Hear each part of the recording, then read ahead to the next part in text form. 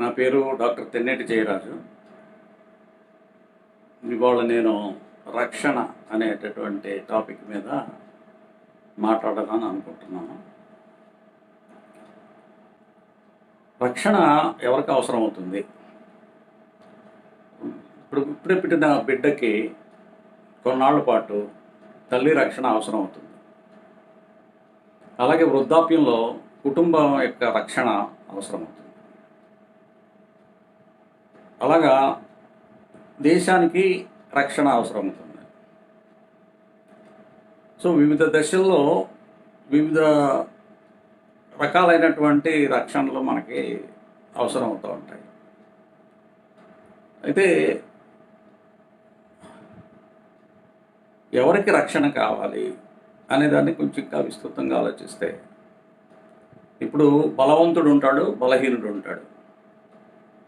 బలవంతుడికి బలహీనుడికి పోటీ పెట్టరు.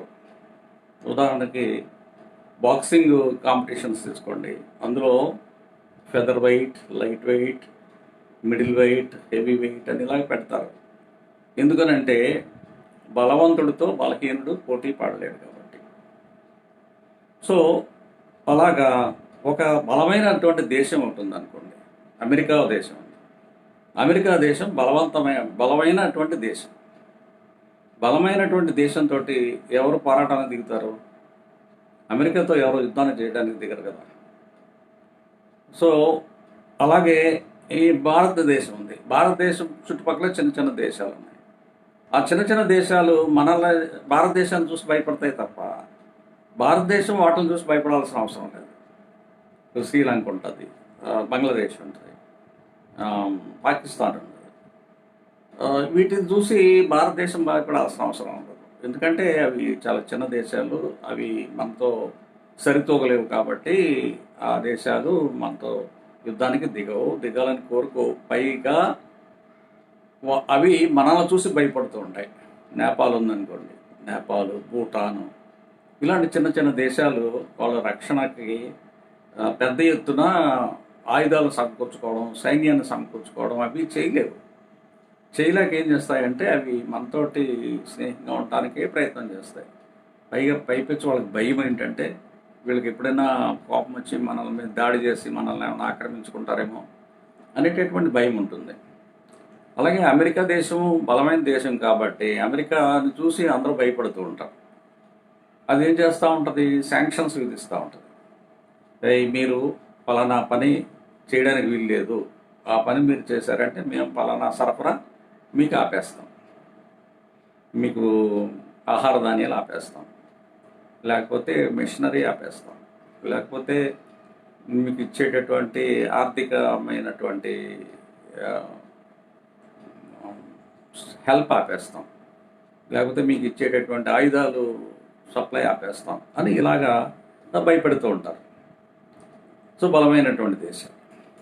మన దేశంలో మరి అన్టచబుల్స్, ఇంతకుముందు అన్టచబుల్స్ అనేవాళ్ళు షెడ్యూల్ క్యాస్ట్ మీద నిరంతరం దాడులు జరుగుతూ ఉంటాయి.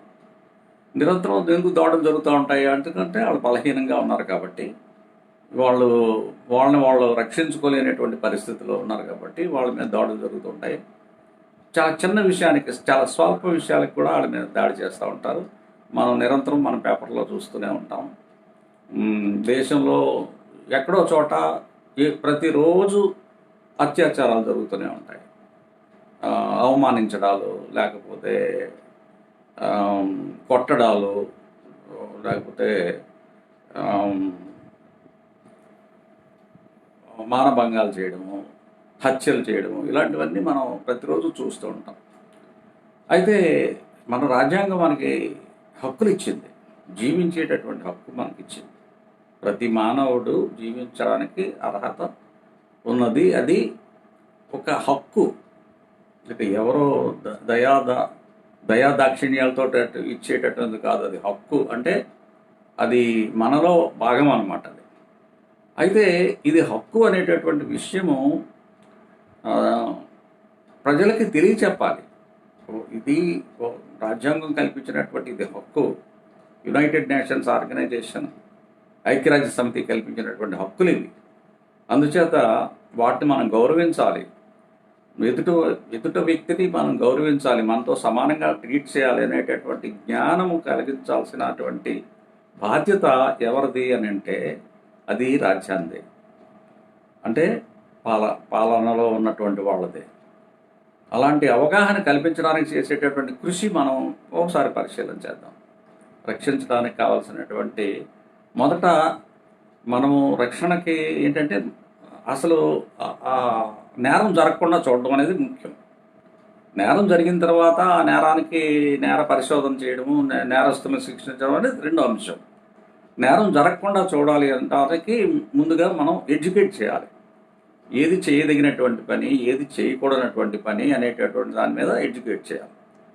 సో మన ఎడ్యుకేషన్లో ఒక భాగంగా ఉండాలి, అంటే మన కరిక్యులంలో, మన సిలబస్లో అది ఒక భాగంగా ఉండాలి. ఏంటి, పొరుగు వాళ్ళని మనతో సమానంగా ట్రీట్ చేయాలి, వాళ్ళని అవమానించకూడదు. మాట ద్వారా కానీ, లేకపోతే సైగల ద్వారా కానీ, లేకపోతే చర్యల ద్వారా కానీ అవమానించడం కానీ, వాళ్ళని హింసించడం కానీ, కొట్టడం కానీ, వాళ్ళ ఆస్తులు లాక్కోవడం కానీ ఇలాంటివి చేయకూడదు. పైపెచ్చు వాళ్ళకి సహకారం అందించాలి, బలహీనులకు సహకారం అందించాలి అనేది మానవులకి అది సహజమైనటువంటి లక్షణం, సహజంగా ఉండాల్సినటువంటి లక్షణం అది. యాక్చువల్గా ఒక రోగి ఉన్నాడు అనుకోండి, ఒక రోగికి సహాయం చేయాలి కదా మనం. వైద్య సహాయం చేయాలి, ఆహారం సరఫరా చేయాలి, మందులు సరఫరా చేయాలి. ఇలాంటి అనేకమైనటువంటి సపోర్ట్స్ ఇస్తే కానీ ఆ రోగి బాగుపడి మళ్ళీ నార్మల్ అవ్వడం.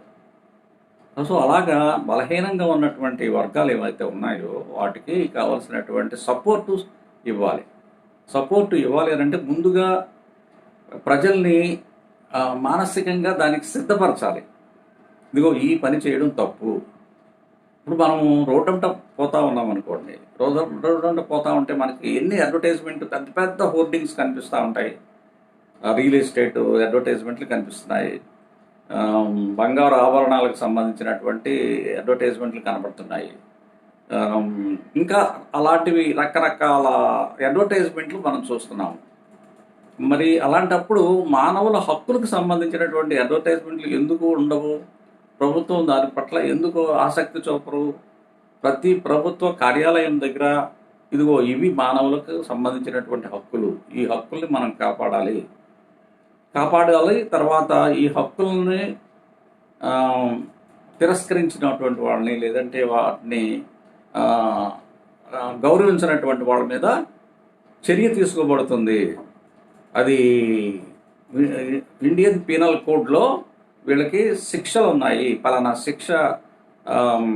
సెక్షన్ ప్రకారం వాళ్ళ శిక్షకు అర్హులు, శిక్షించదగినటువంటి నేరాలు ఇవి అని చెప్పాల్సినటువంటి బాధ్యత, రక్షణ కల్పించాల్సిన బాధ్యత. ఉదాహరణకి ఇటీవల కాలంలో ఈ ర్యాగింగ్ అనేటటువంటిది ఒక పెద్ద సమస్యగా తయారైనప్పుడు దానికి ఒక చట్టం చేశారు. ఆ చట్టం చేసి యాంటీ ర్యాగింగ్ యాక్ట్. ఆ ర్యాగింగ్ యాక్ట్ మొదట ర్యాగింగ్ జరగకుండా చేయడం, మొదట ఏంటంటే ర్యాగింగ్ జరగకుండా చర్యలు తీసుకోవడం. ప్రతి చోట ర్యాగింగ్ అనేది ప్రొహిబిటెడ్, అది నేరపూరితమైనటువంటి చర్య. ర్యాగ్ చేయకూడదు. ర్యాగింగ్ చేస్తే దానికి శిక్ష ఎలాంటిది? కాలేజీలోంచి సస్పెండ్ చేయొచ్చు, లేదంటే కాలేజీలోంచి డిస్మిస్ చేయొచ్చు, లేదంటే జైల్లో పెట్టచ్చు. ఇలాంటి రకరకాలైనటువంటి శిక్షలు ఉన్నాయనేటటువంటి విషయం కూడా వాళ్ళు హోర్డింగ్స్ పెట్టి కాలేజీలో డిఫరెంట్ ప్లేసుల్లో, హాస్టల్లో, కాలేజీ మెయిన్ బిల్డింగ్లో, మరి స్టూడెంట్స్ అటు ఇటు తిరిగేటటువంటి ఏరియాస్లో మొదట డిస్ప్లే పెట్టడం అనేది ఒక విషయం చేస్తారు. అలాగే స్టూడెంట్స్ని కూర్చోబెట్టి వాళ్ళకి ఎడ్యుకేట్ చేస్తారు.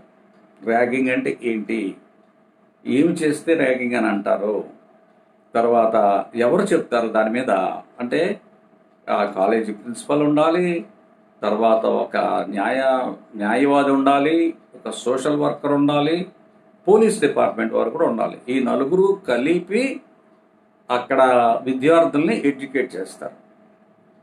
సో లాయర్స్ వచ్చేసి ఇదిగో ఈ పని చేస్తే దీనివల్ల ఈ చట్టం ప్రకారం మీకు ఇది నేరం కింద వస్తుంది, దానికి ఇలాంటి చర్యలు తీసుకుంటారని చెప్తారు.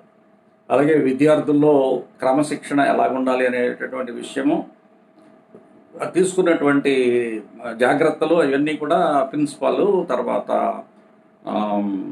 ఈ సోషల్ వర్కర్స్ వాళ్ళు వీటి మీద ఎడ్యుకేట్ చేయడానికి కృషి చేస్తారు. సో అదేవిధంగా సమాజంలో ప్రతి గ్రామంలోనూ ఈ బలహీన వర్గాల మీద జరుగుతున్నటువంటి ఈ అట్రాసిటీస్ మీద ఎడ్యుకేట్ చేయాల్సినటువంటి బాధ్యత. అంతేగాని ఒక నేరం జరిగిన తర్వాత హడావుడిగా పోలీసులు అక్కడికి వెళ్ళడము, మరి ఉద్యమకారులు అక్కడికి వెళ్ళడము, ఉపన్యాసాలు ఇవ్వడము, నేరం ఎవరైతే ఈ ఈ నేరం వలన బాధితులుగా ఉన్నారో ఆ బాధితులకి ఏదో కొంత కాంపెన్సేషన్ ఇవ్వడము, ఇలాంటి విషయాల మీద కాదు. మొట్టమొదట చేయాల్సింది ఏంటంటే ఇది తప్పు, ఇది చేయకూడదు, ఈ విధంగా చేసినట్లయితే మీరు శిక్షించబడతారు అనేటటువంటి విషయాన్ని వాళ్ళకి చెప్పేటటువంటి కార్యక్రమం మీద ఇంతవరకు కూడా ఈ 75 సంవత్సరాల్లో కూడా జరిగినటువంటి కృషి ఏమీ కనిపించడం లేదు. రక్షణకి కావలసినటువంటి చర్యలు ప్రతి ప్రభుత్వ కార్యాలయాల దగ్గర, ఎక్కడైతే మనుషులు గ్యాదర్ అవుతూ ఉంటారో అలాంటి చోట్ల పెద్ద పెద్ద హోర్డింగ్లు పెట్టాల్సిన బాధ్యత అటు ప్రభుత్వానికి ఉంటుంది, ఇటు ఈ అడ్వర్టైజ్మెంట్లు చేసే వాళ్ళకి కూడా ఉంటుంది. వాళ్ళు బంగారం గురించి అడ్వర్టైజ్మెంట్ చేసేటప్పుడు కింద అలా రాయాలి, అస్పృశ్యత అనేది పాటించడం నేరము. అస్పృశ్యత అంటే ఎదుట నీ ప్రక్కన ఉన్నటువంటి వాళ్ళని, లేదంటే బలహీన వర్గాలని, వాళ్ళని వేధించకూడదు, వాళ్ళని అవమానపరచకూడదు, వాళ్ళని తిట్టకూడదు, వాళ్ళని కొట్టకూడదు అనేటటువంటి ఈ చట్టాలు ఉన్నాయి అనేటటువంటి విషయము ప్రజలకి తెలియాలి అని అంటే వాళ్ళ హోర్డింగ్లో కొంత భాగాన్ని వాళ్ళు ఇవ్వాలి. న్యూస్ పేపర్లో అడ్వర్టైజ్మెంట్ ఇచ్చినప్పుడు ఆ అడ్వర్టైజ్మెంట్లో కొంత భాగాన్ని దానికి కేటాయించాలి అనేటటువంటి ఈ నిబంధన విధించాల్సినటువంటి అవసరం ఉంటుంది. సో ప్రభుత్వం వైపు నుంచి పెద్ద ఎత్తున దానికి సంబంధించి కొన్ని చర్యలు చేపట్టినట్లయితే దానివల్ల మనకి మంచి ఫలితాలు ఏమీ రావు. అందుకనే కదా ఇప్పుడు 75 సంవత్సరాలైనా ఈ అట్రాసిటీస్ జరుగుతూనే ఉన్నాయి కదా. అవి నిరంతరం ఎక్కువ అవుతూ ఉన్నాయి. ఎక్కువ ఎందుకు అవుతున్నాయి అని అంటే ప్రభుత్వం వైపు నుంచి కానీ, ప్రజల వైపు నుంచి కానీ, లేకపోతే సంస్థల వైపు నుంచి కానీ, ఈ సంక్షేమ సంఘాల వైపు నుంచి కానీ జరిగేటటువంటి కృషి చాలా చాలా తక్కువగా ఉందనేటటువంటి విషయాన్ని మనం గమనించాలి. దాని మీద ప్రత్యేకమైన శ్రద్ధ పెట్టాలి. ప్రత్యేకమైనటువంటి శ్రద్ధ పెట్టకపోయినట్లయితే మనకి ఏ విషయంలో కూడా ఫలితాలు రావు. ఈ ఫలితాలు మనం పొందాలి. ఎందుకంటే ఒక మనిషి మరొక మనిషి మీద దాడి చేయడం అనేది, ఒక మనిషి మరొక మనిషిని దోచుకోవడం అనేది అది నైతికత కాదు, నీతి కాదు. అది నీతివంతంగా ప్రజలు బ్రతకాలి అని చిన్న వయసులో చెప్తారు తప్ప, ఇది ప్రైమరీ స్కూల్లో ఉన్నప్పుడు చెప్తారు తప్ప, దేశభక్తి గురించో లేకపోతే ఇంకోటో అవేవో చిన్న క్లాసుల్లో చెప్తారు తప్ప, పెద్ద అయిన తర్వాత మాత్రం ఇలాంటి విషయాలు అసలు ఏమీ పై క్లాసుల్లో చెప్పరు. లేకపోతే పెద్ద అయిన తర్వాత వాళ్ళ సమావేశ మందిరాల్లో అవి చెప్పరు. ఉదాహరణకి మన యూనివర్సిటీ ఇటీవల కాలంలో మంచిగా ఈ కాంపౌండ్ వాల్స్ని చక్కగా డెకరేట్ చేస్తున్నారు. అవి నేను చాలా చూశాను. డెకరేట్ చేసినప్పుడు చక్కటి పువ్వులు, లేకపోతే లతలు, లేకపోతే ఏవో కొన్ని సాంప్రదాయాలు, ఇలాంటి వాటికి సంబంధించినటువంటి బొమ్మలు వేస్తున్నారు. కానీ హక్కుల గురించినటువంటి హోర్డింగ్లు కానీ గోడల మీద రాతలు కానీ నాకు కనిపించలేదు. అయితే అది ఎందుకు అది అంటే మన మైండ్లో లేదు. అది మన మైండ్లో ఉన్నప్పుడే కదా వస్తుంది. కనీసం యూనివర్సిటీ గోడల్లో యూనివర్సిటీ అనేది ఎప్పుడు స్థాపించబడింది, ఇప్పటికీ ఎన్ని కోర్సులు ఉన్నాయి, యూనివర్సిటీలో ఎన్ని కోర్సులు ఉంటాయి, ఎన్ని సీట్లు ఉంటాయి, ఈ యూనివర్సిటీలో చదువుకున్న వాళ్ళు ఎవరెవరు గొప్పవాళ్ళు అయ్యారు అనేటటువంటివి గోడల మీద రాయొచ్చు కదా. ఇప్పుడు వీళ్ళు శ్రీ చైతన్య వాళ్ళు, లేకపోతే ఈ టాపర్స్ అనే సెంటర్స్ ఉంటాయి కదా, రావు సయ్యే స్టడీ సర్కిల్, మా స్టడీ సర్కిల్లో ఇంతమంది ఐఏఎస్లు ఇంతమందికి ర్యాంకులు వచ్చాయి, ఐఐటీల్లో ఇన్ని ర్యాంకులు వచ్చాయి, ఎంసెట్లో ఇన్ని ర్యాంకులు వచ్చాయి, నీట్లో ఇన్ని ర్యాంకులు వచ్చాయని పెద్ద పెద్ద యాడ్స్ ఇస్తున్నారు. మరి అలాంటప్పుడు నైతిక ప్రవర్తనకు సంబంధించినటువంటి యాడ్స్ ఎందుకు ఉండొద్దు? ఉండాలి కదా, ఖచ్చితంగా ఉండి తీరాలి. అలాగే ఈ యూనివర్సిటీ గోడలు, లేకపోతే జైలు గోడలు, కోర్టులు గోడలు, కలెక్టర్ ఆఫీస్ గోడలు, అక్కడ ప్రజలకు అవసరమైనటువంటి అన్ని చెప్తానికి బదులుగా ఏంటేంటో ఇర్రెలవెంట్గా ఉండే మనం సుందరంగా తయారు చేయాలి అంతే. సుందరంగా తయారు చేయాలంటే ఏ బొమ్మలు వేసేస్తే సరిపోద్ది కాదు కదా. ప్రతి అంగుళం భూమి మనకి జ్ఞానాన్ని కలిగించాలి.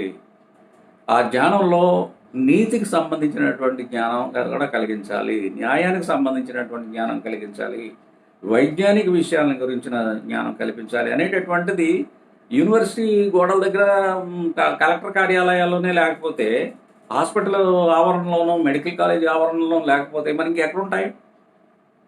ఇంకా నేను చూశాను హాస్పిటల్స్లో టీవీలు బోర్డు అని పెడుతున్నారు. ఇప్పుడు ఎక్కడికి వెళ్ళినా రైల్వే స్టేషన్లో టీవీలు ఉంటున్నాయి, హాస్పిటల్స్లో టీవీలు ఉంటున్నాయి, ప్రతి చోట టీవీలు కనపడుతున్నాయి మనకి. ఆ టీవీలు ఏం చూపిస్తున్నారండి? అడ్వర్టైజ్మెంట్లు చూపిస్తున్నారు. ఏమి అడ్వర్టైజ్మెంట్లు చూపిస్తున్నారు? వ్యాపార అడ్వర్టైజ్మెంట్లు చూపిస్తున్నారు. ఇది బంగారు ఆభరణాలు, వజ్రాలు, తర్వాత చీరలు, ఇంకా అలాంటివి అనమాట. అంటే ఏంటి? వ్యాపారం, వాళ్ళకి లాభాలు వచ్చేటటువంటి అంశాల మీదే చూపిస్తున్నారు తప్ప ప్రజలకు అవసరమైంది ఏంటి, ప్రజలకు నీతికి సంబంధించినటువంటి విషయాలేంటి, ప్రజల బాధ్యతలకు సంబంధించినటువంటి విషయాలేంటి, ఇతరుల పట్ల మనం పాటించాల్సినటువంటి జాగ్రత్తలు ఏంటి, ఇలాంటి విషయాల్ని మరి అది అవకాశంగా తీసుకుని అది చెప్పినట్లయితే ఖచ్చితంగా మార్పు వస్తుంది కదా. ఉదాహరణకి ర్యాగింగ్కి సంబంధించినటువంటి ఎడ్యుకేషన్ బాగా ఇచ్చిన తర్వాత ర్యాగింగ్ తగ్గిపోయింది కదా. మెడికల్ కాలేజీలోనూ, ఇంజనీరింగ్ కాలేజెస్, ప్రొఫెషనల్ కాలేజెస్లో ఎస్పెషల్లీ ర్యాగింగ్ అనేది చాలా తీవ్రంగా ఉండేది. అలాంటి ర్యాగింగ్ ఇవాళ మనం చూడట్లేదు కదా, తగ్గిపోయింది కదా. కారణం ఏంటి? ప్రభుత్వం దాని మీద చర్యలు తీసుకుంది, దాన్ని పాటించింది, విద్యార్థులకి బోధించింది. ఇది చేయొచ్చు, ఇది చేయకూడదు, ఇలాంటి విషయాలన్నీ వాళ్ళకి బోధించింది. కాబట్టి వాళ్ళు దానికి తగినట్టుగా వాళ్ళలో గుణాత్మకమైనటువంటి మార్పు వచ్చింది. అలాగే ప్రజల్లో గుణాత్మకమైనటువంటి మార్పు రావాలి అని అంటే ఇలాంటి చర్యలు చేయడం అనేది చాలా అవసరం. ఇవన్నీ కూడా రక్షణకు సంబంధించినటువంటివి. మనందరికీ తెలుసు, షుగర్ వ్యాధి వచ్చినట్లయితే ఒక వ్యక్తికి అతను జీవిత కాలంలో ఎన్ని బాధలు పడతాడో, ఎంత డబ్బు ఖర్చు పెడతాడో, ఎంతమందికి పని చెప్తాడో మనకు తెలుసు. సో దానికి ఏం చేయాలి? షుగర్ వ్యాధి రాకుండా నివారించాలి. ఫస్ట్ దానికి కావాల్సినటువంటి ఎడ్యుకేషన్ ఇవ్వాలి ప్రజలకి. ఏమి తినాలి, తినదగినది ఏమిటి, తినకూడనిది ఏమిటి, తినే దాంట్లో ఉండే పరిమితులు ఏమిటి, ఇలాంటివన్నీ మనం ఎడ్యుకేషన్ చేసినట్లయితే ప్రజల్లో డయాబెటీస్, ఇప్పుడు India diabetic capital of the world అయ్యిందండి. ప్రపంచంలో అత్యధిక జనాభా కలిగిన, డయాబెటిక్ వ్యాధితో బాధపడే జనాభా కలిగిన దేశం అయ్యింది. సో రాబోయే రోజుల్లో మనం ఎంతో డబ్బుని దాని మీద, ఈ డయాబెటీస్ని కంట్రోల్ చేసే మందుల మీద, వైద్యం మీద, మరి టెస్ట్ల మీద, ఈ ఆపరేషన్ల మీద ఖర్చు పెట్టాల్సినటువంటి చాలా భారం పడబోతుంది దేశం మీద, కుటుంబం మీద, వ్యక్తుల మీద, వీళ్ళందరి మీద కూడా భారం పడిపోతుంది. అంచేత ఏంటంటే నివారణ అనేది చాలా ముఖ్యము. Prevention is better than cure. So మనము మన ప్రజలని, మన సమాజాన్ని మేల్కొల్పి, ఈ సమాజానికి మరి మన రాజ్యాంగం ఏం చెప్తుంది, మన నీతి శాస్త్రం ఏం చెప్తుంది, మనం చేయదగినటువంటి పనులు ఏమిటి, చేయకూడనటువంటి పనులు ఏంటి, ఇలాంటివన్నిటినీ మనం ఎడ్యుకేట్ చేయాల్సిన అవసరం ఉందని చెప్పి, అదేవిధంగా దానివలన ప్రజలు సుఖశాంతులతో జీవిస్తారని, సో ఆయుధాలు కొనుక్కోవడం ఒకటే మార్గం కాదని, రెండో ప్రపంచ యుద్ధం జరిగిన తర్వాత జనం అందరికీ తెలిసి వచ్చింది, యుద్ధం వస్తే ఎంత ప్రమాదమో, ఎంత ప్రాణ నష్టమో, ఎంత ఆస్తి నష్టమో, ఇవన్నీ తెలుసుకున్న తర్వాత చాలా వరకు యుద్ధాలు తగ్గాయి. యుద్ధాలు ఆగిపోయాయని చెప్పట్లేదు, కానీ తగ్గినాయి. అయితే కొన్ని దేశాలు ఆయుధాలు తయారు చేసుకుని ఆయుధాలతోటే వ్యాపారాలు చేసుకుంటున్నాయి. అది అది మహా దారుణమైనటువంటి విషయం. అది ఆయుధాలు తయారు చేసుకోవడం అనేది ఆ, దాని మూలంగా యుద్ధాలు నివారించబడవు. ఆయుధాల వల్ల యుద్ధాలు వచ్చేదే తప్ప ఆయుధాలు అమ్ముకుంటారు. ఆయుధాలు అమ్ముకొని కొట్టుకోవడానికి కావాల్సినటువంటి ఆఫ్రికా గురించి మనం చెప్పుకోవాల్సి వస్తే ఆఫ్రికా దేశం వాళ్ళు ఆయుధాలు తయారు చేసుకునే శక్తి సామర్థ్యాలు వాళ్ళకి లేవు. ఆయుధాలు తయారు చేసుకోలేరు వాళ్ళు, కానీ వాళ్ళ దగ్గర ఆయుధాలు ఉన్నాయి. ఎక్కడి నుంచి వచ్చినాయి? వాళ్ళు కొట్టుకుంటున్నారు, ఆయుధాలు పెట్టి బాంబులు వేసుకుంటున్నారు, తుపాకులు పెట్టి పేల్చుకుంటున్నారు. ఇవన్నీ ఎందుకు జరుగుతున్నాయి? ఎక్కడి నుంచి వస్తున్నాయి వాళ్ళకి? ఈ ఆయుధాలు తయారు చేసేవాళ్ళు అమ్ముతున్నారు. ఆయుధాలు తయారు చేసి అమ్ముతుంటే వాళ్ళ వాటిని ఉపయోగించి వాళ్ళు కొట్టుకుంటున్నారు, చంపుకుంటున్నారు. మారణ హోమం జరుగుతూ ఉంది. సో ఆయుధాలను తయారు చేయడం అనేది ఒక దుర్మార్గమైనటువంటి చర్య. ఆయుధ పోటీ ఇవాళ రోజున జరుగుతుంది. ఆయుధ పోటీ బోల్డంత డబ్బుని తగలబెడతా ఉన్నారు ఆయుధాలు తయారు చేయడానికి. మా దగ్గర అన్ని ఆయుధాలు ఉన్నాయంటే మా దగ్గర ఇంకా ఎక్కువ ఆయుధాలు ఉన్నాయి. దానికి అంతులేదు. ఇంకా ఆ పోటీ పెట్టుకున్న తర్వాత ఒకటి నుంచి ఒకడు ఆయుధాలు తయారు చేస్తూనే ఉంటారు. అందుచేత ఏంటంటే ఇది పరిష్కారం కాదు. ప్రజలకు శాంతి సూత్రాలని మనం నేర్పాలి. అందరూ ప్రజలు నేను హాయిగా ఉండాలి, నా సమాజం హాయిగా ఉండాలి, నా కుటుంబం హాయిగా ఉండాలని కోరుకోవాలి తప్ప నేను బాగుండాలి మిగిలిన వాళ్ళందరూ నాశనం అవ్వాలని చెప్పేసి కోరుకునేటటువంటి సమాజాన్ని మనం ఎప్పుడు కూడా కోరుకోకూడదు. సో రక్షణ అనేది దానికి సంబంధించినటువంటి విషయాల్ని మీతో షేర్ చేసుకునే అవకాశం వచ్చినందుకు నాకు చాలా సంతోషంగా ఉంది. ధన్యవాదాలు.